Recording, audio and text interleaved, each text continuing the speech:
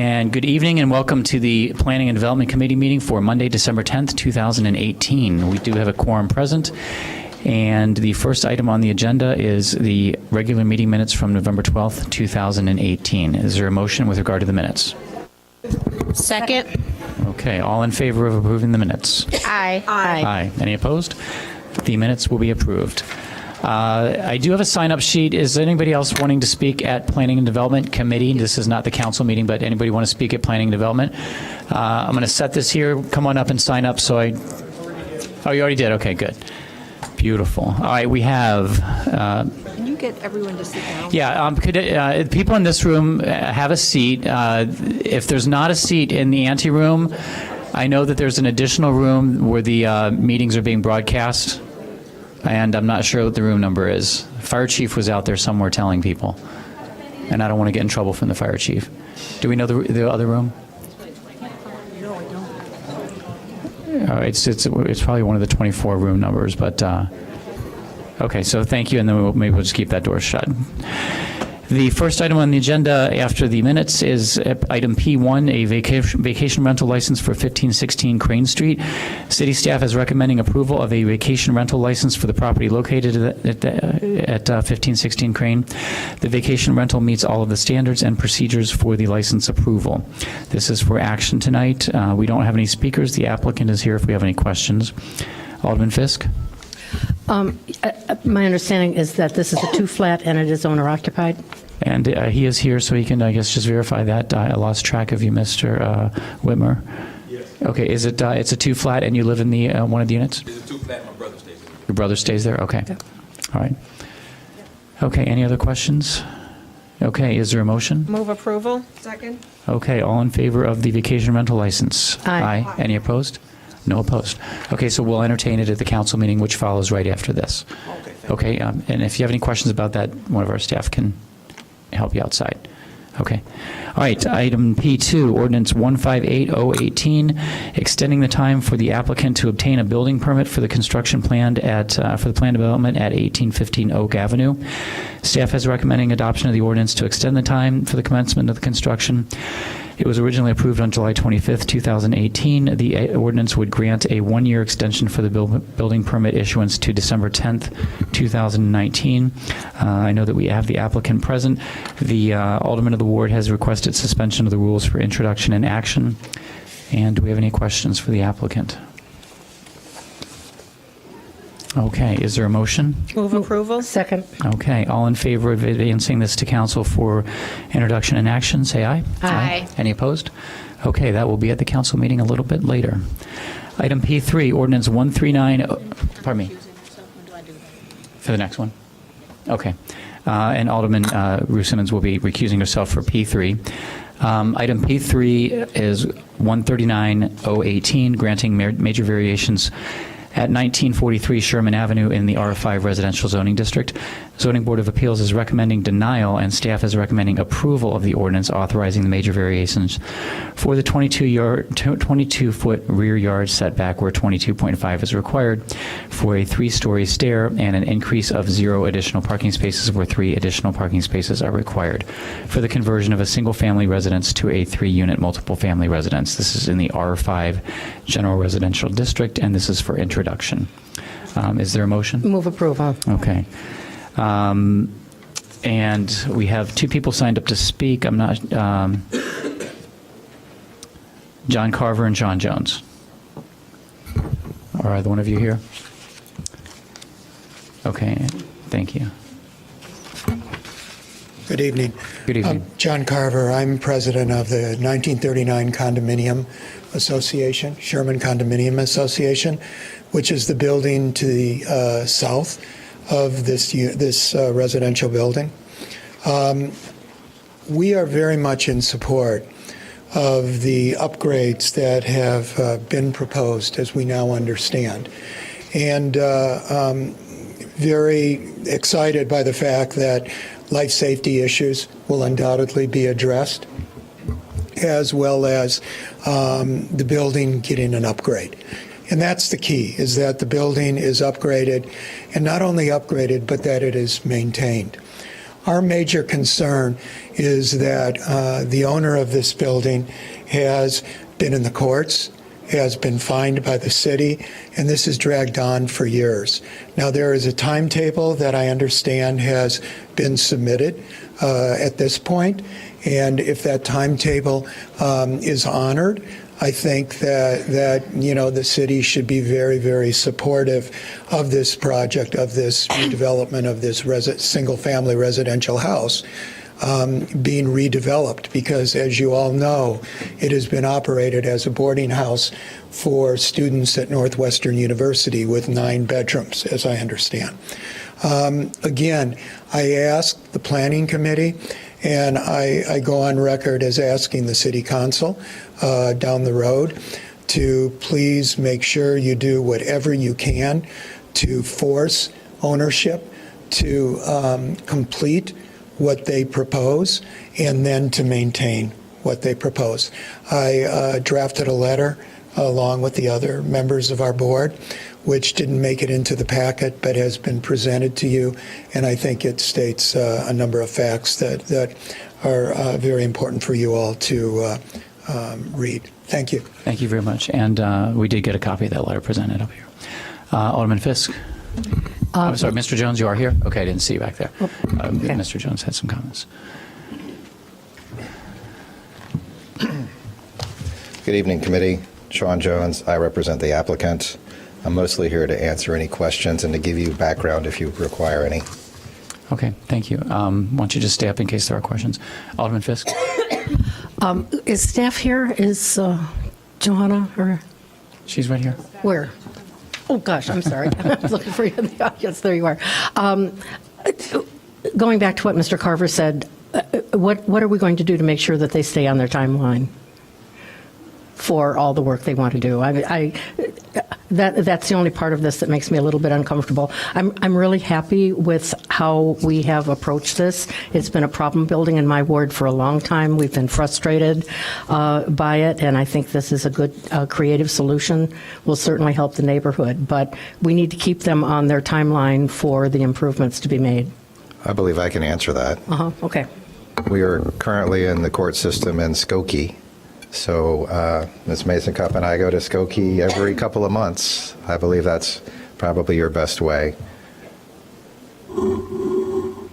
Good evening. Yes, this was originally pursued as an action to ensure that either the owner removed the occupants that were over the 3 unrelated or converted it to a 3-flat. The owner opted, with Mr. Jones' assistance, to go for this option to convert it and make all the improvements. It is a good result for the city.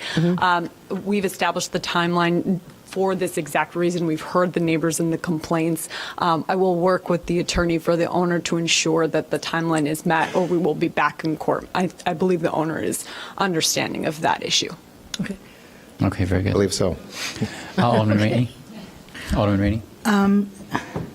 Alderman Wilson, we have a letter here from 1939 Sherman Avenue, Mr. Carver, and the last sentence is very curious. It says, because of bad faith has been exhibited and continuous bad faith, we again request denial of the application, this time by Planning and Development. It didn't quite sound like he was asking for denial. What? Not you. Yeah, Mr. Carver. I mean, the Mr. letter. Carver, you still here? Also, I have, unlike many of you, I lived at 1939 Sherman Avenue for over 10 years before the building was knocked down and the condominium was built. And I lived next door to the rooming house that you're concerned about. So I have some familiarity with that. But I'm curious about this paragraph. What do you mean? Do you want us to deny it, or do you want us to stay on top of them? Can I answer that? Yes, please. When the letter was sent, we were not aware that the city had received a timeline that they approved. If you go back to prior zoning and prior DAPR meetings, you'll see that, and actually It was in as recently as November.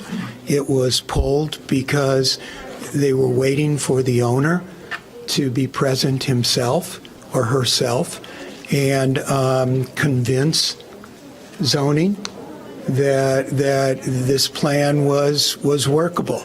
So we were very, very surprised. The association is very supportive of the renovation of this property. We are, based on the timeline that is now suggested, okay, we are in support of moving forward. Our concern is that we don't trust the current owner, and that we still have not seen a situation where, his attorney, who is very well respected, I think, and speaks very well for his client. He's been told, have your client come in front of zoning, come in front of planning, and the owner is not willing to do so. So we're suspect. Alderman Rainey, I appreciate the confusion that you see coming from me, but we want this to succeed. And our concern is current ownership doing that and what it will then look like after the fact. And that's what we really, come back and say, we trust your judgment. And we're hopeful that this owner will show good faith and complete everything. Okay. So I'm going to take that as all good points in the letter, but as opposed to recommending the denial, you're just taking it with a cautiously optimistic view. Okay. Okay. All right. Alderman Ravel? Just a question about the timeline that's shown in our memos. It talks about completion of dates in 2018. So should those be 2019 It should be dates? 2019, yes. And then are we saying that the exterior work and the interior work will be finished before the owner is allowed to have it be rented to three different apartments? I'm not quite sure on the sequence here. Right, there will be an inspection process, so the city will be in there to confirm that that's a legal 3-flat. And the exterior will start first while students were still there, and then in the summer, all the interior will be done. There'll be some interior we can do spring break and another, but as soon as it's vacant, and they go and they get it done, but the exterior should be finished as soon as weather permits it. Thank you. Alderman Fisk? Thank you. I've expressed this before to Mr. Jones. My hope is that, and this is a very minor thing, that we can get the front steps painted. Because Were they not painted? I think that he was there with the paint, and it was just too Excellent. cold. Okay, Just excellent. too cold. All As right. soon as it gets warm enough. Thank you very much. Yeah, I was going to it's- volunteer to do it myself. So Was I? I would like to move this to suspend the rules and move it for introduction and action tonight.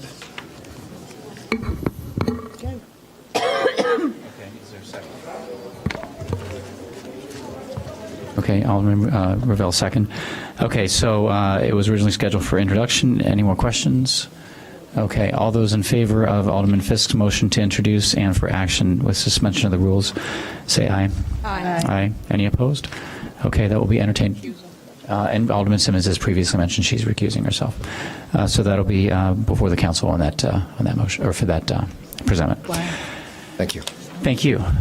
Item P4, Ordinance 160-018, granting landmark status to the building and lot of record at 1225 Asbury Avenue. The Preservation Commission and city staff are recommending approval of the ordinance designated 1225 Asbury as an Evanston landmark. This is for introduction. Move approval. Second. And it's a very interesting building. I enjoy every time I look at it, which is very often as I drive down Asbury. So any questions? Okay, all in favor? Aye. Aye. Any opposed? All right, that will be for introduction at the council. Item P5. ordinance 112-018, granting major zoning relief for building lot coverage, setbacks, and open parking at 2626 Reese Avenue. City staff is recommending adoption, and the Zoning Board of Appeals recommended a denial of the ordinance for major zoning relief. Now, this was held from the previous meeting on November 12th, and I understand from the staff that the applicant is intending to meet with the neighbors to get some input on some different, I guess, considerations. So I think that's what's been represented to the neighbors and to the applicant. Alderman Sufferman, I think you had some concerns on timing. I propose that we hold this over till the meeting after January 14th, which is 28th, and to give everyone time to meet and then see where we are then. Okay. And council, would we be tabling this or holding it, since we held it once before? Okay. So, To a date certain. all right, I will move that we table this till January 28th, 2019. Second. Okay. All in favor? Aye. Any opposed? All right. That will be the action. We do have an item for the discussion.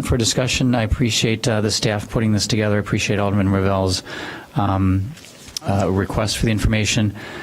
Alderman Ravel, let me just ask you, I should have asked you ahead of time, given our crowded anteroom and such, would you be okay if we maybe discuss this at a meeting where it wasn't so crowded for the council, or do you want to just kind of press through now?